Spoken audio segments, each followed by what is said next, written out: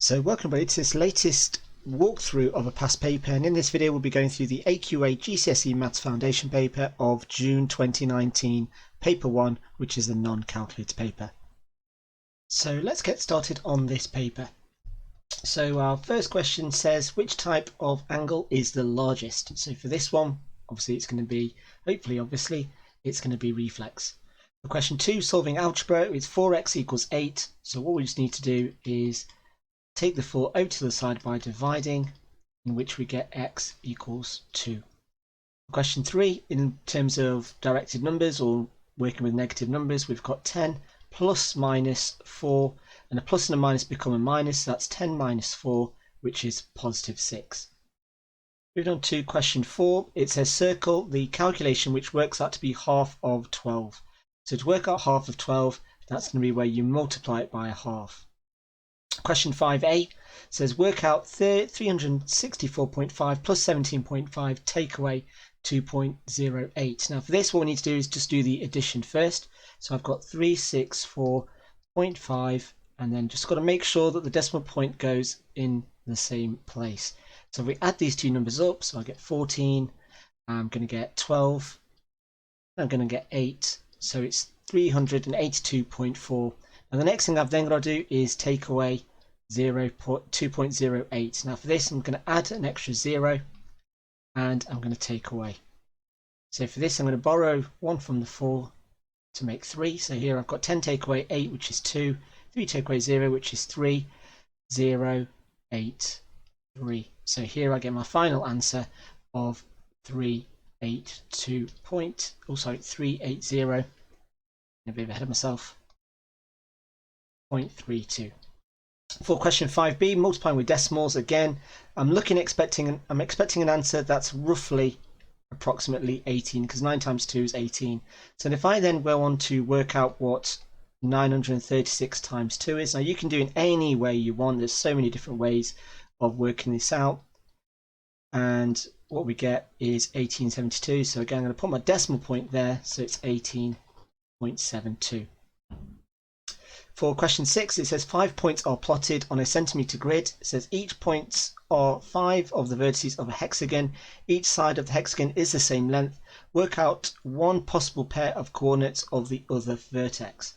So for this, we're looking at 4, 3. So the two possible aspects we could have is at this point here, or what we could do is have this point here. So any of those two coordinates would be absolutely fine. So if I just label this one A and this one B, so one possible pair is going to be 2, 5. And let's just double check to make sure that there's, oh no, yep. So here I'm going to put 2, 5. But if I wanted to, I could have easily had the other coordinate of B, which is 8, 5. And that would have been fine for me to get the 2 marks. So looking at question 7, it says that Amy and Brad each have some money. Carly has no money. Amy gives £7 to Carly and Brad gives £5 to Carly. Now they all have the same amount of money. How much money did Amy have to begin with? Well, as you can see, if Carly's got no money, that means that Carly now has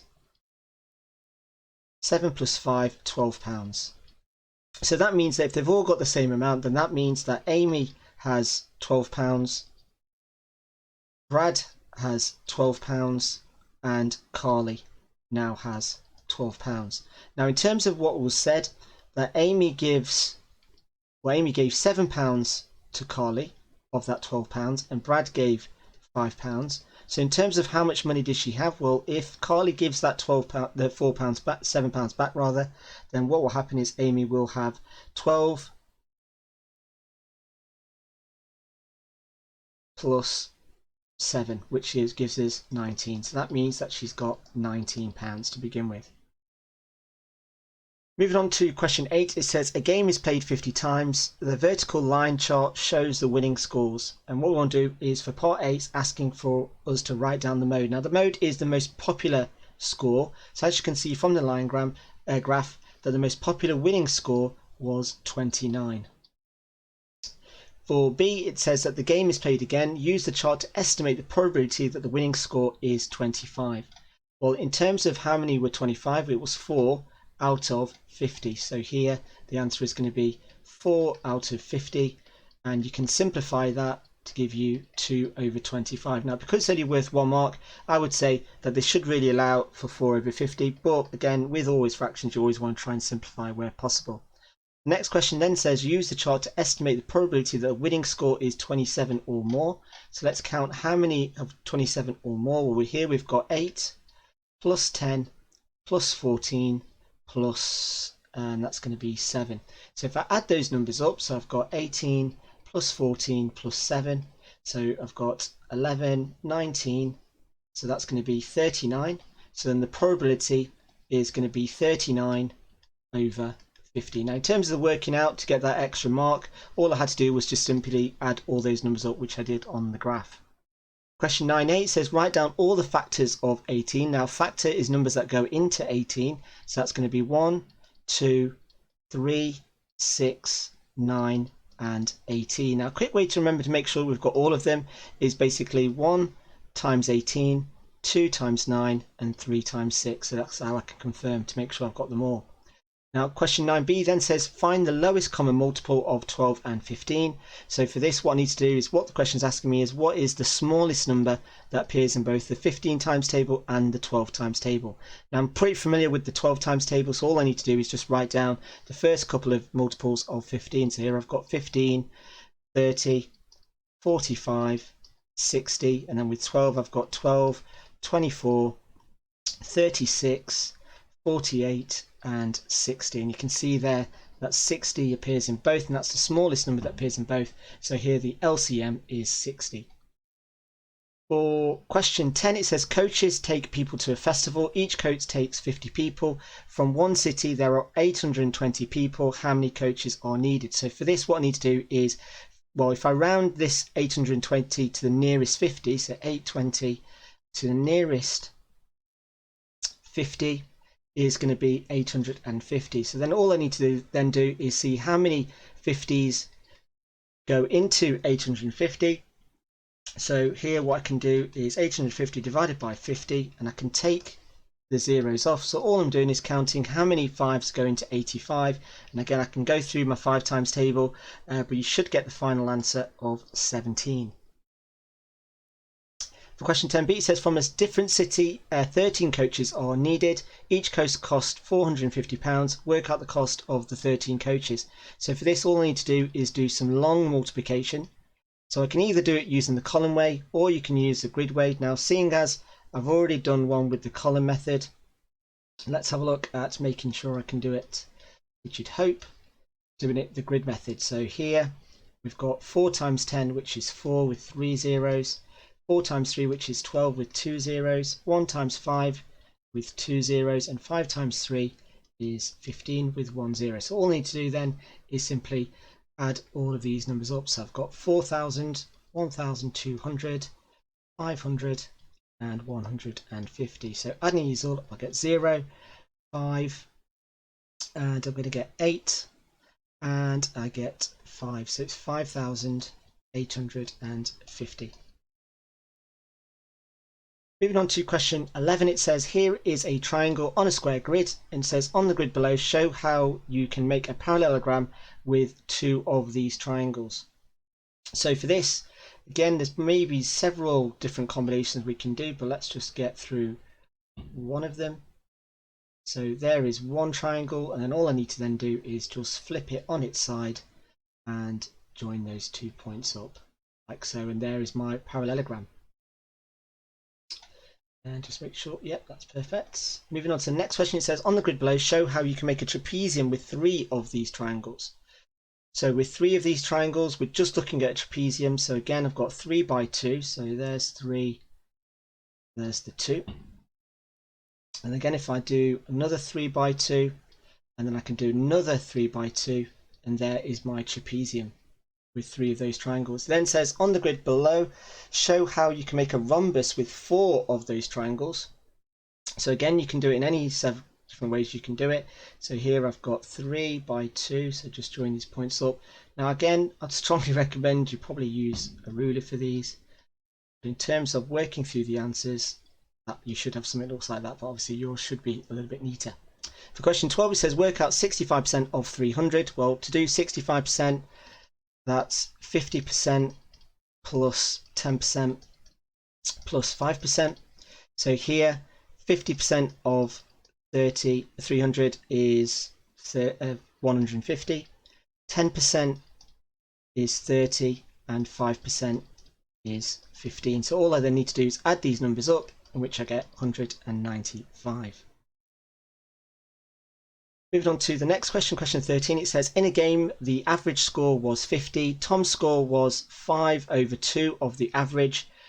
Circle Tom's score. So what I need to do is work out what 5/2 of 50 is going to be. Now for this, all I need to do is divide by the bottom number times by the top, in which I'm get 50 divided by 2, which is 25, times 5, which is 125. So here, let me just work it out, which I can do this, or I can do 50 divided by 2 times 5. But again, I should always still get the correct answer of 125. Question 14 says, here is a cuboid, and we want to work out the volume. Now the volume, how we work out the volume of a cuboid is we just multiply all the numbers by each other. So for this, I've got 7 times 5, which is 35, times 10 gives me 350. Now, don't need to worry about the units because that's already given to me in the question. The question 15 says, circle the shape that has a uniform cross section. So basically what this is basically asking me, what's the fancy word for, is basically which of these is a prism, in which out of all of these, the answer is going to be a cylinder. Well, question 16a says, here is a map showing points A and B. Kamal wants to measure the bearings of A from B. He draws up 2 lines and measures the angle between them. Kamal says that the bearing of A from B is 100 degrees. Is his method correct? Now for this, well, looking at the wording is a case of which letter are you starting at? Well, A from B means that he should be starting at B, which clearly he is not. So no, he is wrong, as he has worked out A to B instead of B to A. So something along those lines should be good enough for you to get the full marks. It then says for 16b, on a different map, the bearing of D from C is 45 degrees. Nina says that D is northwest of C. Is Nina correct? Well, let's have a look. So from C, we want to draw a 45 degree angle. So we've got no, can't use it on the map. So here, if we just imagine we've got C, which is here. Now, if we're looking at a bearing of 45 degrees, well, this is going to be 90, then 45 is going to be here. This is north. So here, that's actually going to be, well, if this is here is 90 degrees is east, this is going to be northeast. So Nina is wrong. So again, no, we'll say Nina. I'll just put Nana. Don't know if she's right. So Nina is incorrect, as 045 degrees is northeast. So something along those lines would be absolutely fine. So for question C, it says this map shows an airport E on the island, and we've got a scale of 1 centimetre equals 100 kilometres. It says that a plane flies due south from the airport. How far does it fly until it reaches the sea? And we need to give our answer in kilometres. So for this, what I need to do first is I need to draw carefully a vertical line that goes from E, and it does need to be absolutely straight till it hits the border, and that need just going to edit that a little bit if I can. Maybe a little bit difficult. See if I can move it here, and we want to go as straight down as possible. So there's south, and then what we then need to do is we need to measure this line. Now, depending on the size of your exam paper, if it's A4, then you should be expecting a correct answer anywhere between 4.5 centimeters to 4.9 centimeters. Obviously, if you're doing it on an A5, if it's been reduced, then obviously those measurements are going to differ, but basically we need to do that. Now, in terms of working out how far the plane flies, we need to do the length of the line of the blue line, and we need to multiply that by 100. So in terms of this, they would accept any answer that's going to be between 450 kilometers to 490 kilometers. So looking at question 17a, all you need to do is simplify this ratio. So we just need to think which is the biggest number that goes into both 56 and 24. Now you can just keep dividing by 2 until you can't do any more, but if we think big, it just means we do less work. So here, what number goes into both 56 and 24? Well, the biggest number I can think of is 8. So 56 divided by 8 is 7, and how many 8s go into 24? That's going to be 3. So here I've got the ratio of 7 to 3. Now looking at question 17b, it says write down the ratio 5 to 4 in the form of n to 1. Now what this is basically asking you is saying that the second ratio we want to turn into 1. So what do we need to divide 4 to get into 1? Well, I need to divide that by 4. So if I do the same with the 5, and don't need to worry about decimals, so then that becomes 5 divided by 4, which is 5 over 4, which as a decimal is 1.25. So our ratio then is 1.25 to 1. Now in question 17c, all we need to do here is to add the numbers in the ratio, which is 1 plus 9, which is 10. Then we divide that from the amount, so 180 divided by 10, which is 18. And then all we need to do is just multiply both numbers by 18. In which 1 times 18 gives me 18, and 9 times 18, well, I can either subtract it from 182, which gives me 180, which gives me 162. Again, alternately, I could just do the multiplication. For question 18, now question 18 says here is some data about people listening to a radio station on one day, and here we've got the age of 40 and under, age 41 and over, and then we've got the percentage, mean number of hours listening, and the range of numbers, or the range of number hours of where in which they were listening. Now there are several ways in which we can answer this particular question. So some of the most typical criticisms you could say is that there were more 41-year-olds and over than there are under 40. So it's just general observations. So we could say there are more 41 and over than age 40 and under. So that could be one comparison. Another comparison could be something along the lines of that the average listening time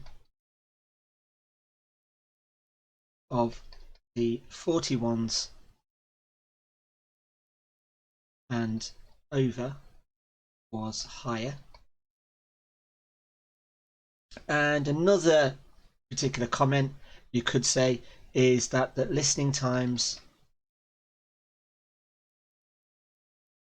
of the 41s or over were more spread out. Now when it comes to any stats comparison question, basically what you want to talk about is to compare proportion. So what I mean by comparing proportion is basically saying which one's more, which one's less. You want to comment on average and then make a comment on spread. Because like I said, with these questions, sometimes you can say the same thing twice in which you'd get no mark, or you won't get a mark for it. So let's have a look at question 19. So question 19 says you are given that 4a minus 2b equals 10. Write down the value of 2a minus b. Well, to get from this to this, all I need to do is divide by 2. So that means I just need to divide 10 by 2, which gives me 5. For this next one, I've got minus, basically the signs have been flipped.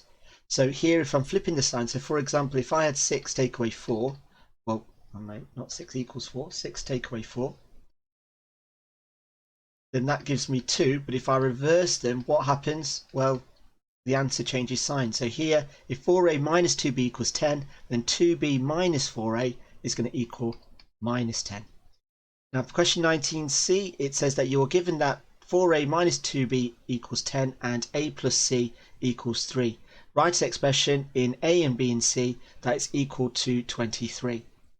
Give your answer in its simplest form. Now to make 23, I can only use numbers 10 and 3. So 23 is equal to 10 plus 10 plus 3. So what I need one of these and I need 2 of those. So here I've got 2 lots of 4a minus 2b, which is going to be add up to double of that, which is 20, plus 3, which is a plus c, and that all equals 23. Now if I then just expand the brackets, I end up with 8a minus 4b plus a plus c equals 23. And then if I just simplify the a's, I end up with 9a minus 4b plus c equals 23. And there is my final answer. Now moving on to question 28. So all I need to do is convert this number into standard form. Now obviously straight away I can see this is going to be a small number, so I'm going to end up with a negative power of 10. So this is going to be 9.7 times 10 to the power of minus, then how many zeros can I see? 4, so it'll be minus 4. Now looking at question 20b, all we need to do here is break up the fraction into 2 separate parts. So I've got 3 over 4 times 10 to the power 5 over 10 to the power 3. So here 3 over 4 is 0.75. And what do we do to the powers when we're dividing? Well, we take away, so that becomes 10 squared. Now unfortunately this is not in standard form. So what I need to do is, if I make this number bigger, I need to make the power smaller. So that then becomes 7.5 times 10 to the power 1. And what's that as an ordinary number? Well, it's just 75. Now moving on to question 21, it says Anna plays a game with an ordinary fair die. If she rolls a 1, she wins. If she rolls a 2 or 3, she loses. If she rolls a 3, 4, 5 or 6, she rolls again. When she rolls again, if she rolls an odd number, she wins. If she rolls an even number, she loses. And then what we need to do is we need to complete this tree diagram. So I'm just going to zoom out, which is now resetted. Whole entire paper. So where were we? Here we are. So completing this, and again I might just have to zoom up a little bit more so we get the whole question in. There we go. So in terms of winning, so the first roll, again the probability she's going to get a 1 is 1 out of 6. Probability she gets 2 or 3, so that's 2 numbers, it's going to be 2 out of 6, which is 1/3. And a 3, 4 and 5 is already, a 4, 5 and 6 rather, is already been given as a half. Now in terms of the next one, once she's rolled that, she's going to roll the dice again. So how many odd numbers are there? Well, there's 3 out of 6, which is a half. And again, 3 out of 6, which is a half. So there is my completed tree diagram. Now, if you didn't simplify the fractions, it doesn't say you need to simplify it. So giving either of those probabilities correct, those correct fractions would be fine. And if you were to give it as a decimal, highly unlikely, seeing as it's a non-calculated paper, you would always still get the marks. Just make sure if you are reoccurring that you do add that extra dot. Question 21b, if I just zoom back out, or zoom back in, shall I say, it says is, and we'll just jump to questions. So let's find that again. So it says, is Anna more likely to win or lose, or to lose? You must work out the probabilities that she wins. Well, let's go back to this and let's just have a look. So she wins if she rolls a 1, so that's a win. 2 or 3, she loses, so that's an L. And she wins if she gets an odd number and loses if she gets an even number. So in terms of this, I'll do this question here. So the probability she wins is going to be this probability here,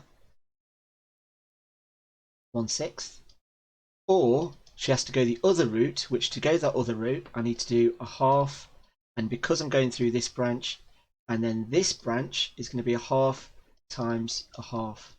Now for this it's going to be a 1/6 plus a quarter, and then if I then try and get the common denominators, that becomes 2/12 plus 3/12, which then becomes 5/12, and there is the probability of her winning. And therefore the probability of her losing, well, if the probability of her winning is 5/12, the probability of her losing is going to be 7/12. So going back to the original question, is she more likely to win or lose? She is more likely to lose, as 7/12 is greater than 5/12. And again, making sure that you do show this working out. Because it's worth 4 marks, you will need to show this working out that I'm just going to put in a little cloud here, and that's for part B. Now moving on to question 22, it says 3 friends arrive at a party. Their arrival increases the number of people at the party by 20%. In total, how many people are now at the party? So here, if 20% is equal to 3, now at the party they've increased it by 20%. So if the original amount was 100%, they then come along and it's now 120%. So if 20% is 3, so we've got 3 times 6, which then means that there are now 18 people at the party. Now in terms of question 23, it says work out the value of 3 to the power 12 divided by 3 to the power 5 divided by 3 squared times 3. Now for this, what we need to do is work out each bracket separately. So when we're dividing, we take away the powers. So 12 take away 5 is 3 to the power of 7. And then we're dividing that by this bracket, which is 3 cubed, because obviously anything where it hasn't got a power is just 1. So now all we've got to do is just take away these 2 powers again, which gives us an answer of 3 to the power of 4. Now for the next question 24a, it says a plus b equals 0. Circle which of these is equal to b. Well, if it equals 0, then a must take away a is the only way we can get 0. So therefore, if we've got a plus b, b must equal minus a. So it's our 4th option. For question 24b, we've got c times d equals 1. Well, if we had cd equals 1, then to get c the subject, or d the subject I should say, let's just get rid of that. And we want to make d the subject. We take the c by dividing, so d equals 1 over c, so that means it's our 2nd option. Now with regard to 25, it says that the shaded semicircle is inside a circle as shown. The radius of the circle is 10 centimeters. The diameter of the semicircle is 8 centimeters. How much bigger is the unshaded area than the shaded area? So for this, what we need to do is work out first the area unshaded, which is equal to the circle minus the semicircle. Now that's not take-away circle, it's just semicircle. Now in terms of the circle, how do we work that out? Well, that's pi r squared. So if the radius is 10, that's going to be 100 pi. And then I'll leave my answer in terms of pi. Now in terms of the semicircle, well, to work out the area of the semicircle, it's pi r squared divided by 2. It's half. Now here, if the diameter is 8, the radius is going to be 4. So it's going to be pi times 16 divided by 2, which gives me 8 pi. Now in terms of the area that's unshaded then, so the unshaded is equal to 100 pi minus 8 pi, which gives me 92 pi. And the shaded area is going to be 8 pi. So in terms of working out how much it's bigger by, so the amount it's bigger by is going to be 92 divided by 8 in terms of pi. Now because we've got pi on both the top and the bottom, we can cancel that out. Then all I then need to do is just simplify. So here half of 92 is going to be 46, and that becomes 4. That then becomes 23 over 2. And then what's 23 over 2? Well, that's going to be 11.5. So it's 11.5 times bigger. So with question 26, it says the number of items n made in 1 hour by a machine is given by n equals 60 over t. T is the time in minutes the machine takes to make one item, and the value of t changes for different types of item. On the grid below, draw the graph of n equals 60 over t for the values of t equals 1 to 4. So for this, what we need to do is draw our table of values. So we've got t, I've got 0, 1, 2, 3, 4, and I've got my value of n. Now to do this, what I need to do is substitute my t values into this formula here. So for this one, what I need to do is 60 divided by 0, which you can't do, so we're just going to leave that blank. And also in 0 time, you're not going to produce any items, so I'm just going to leave that blank. So 60 divided by 1 is 60.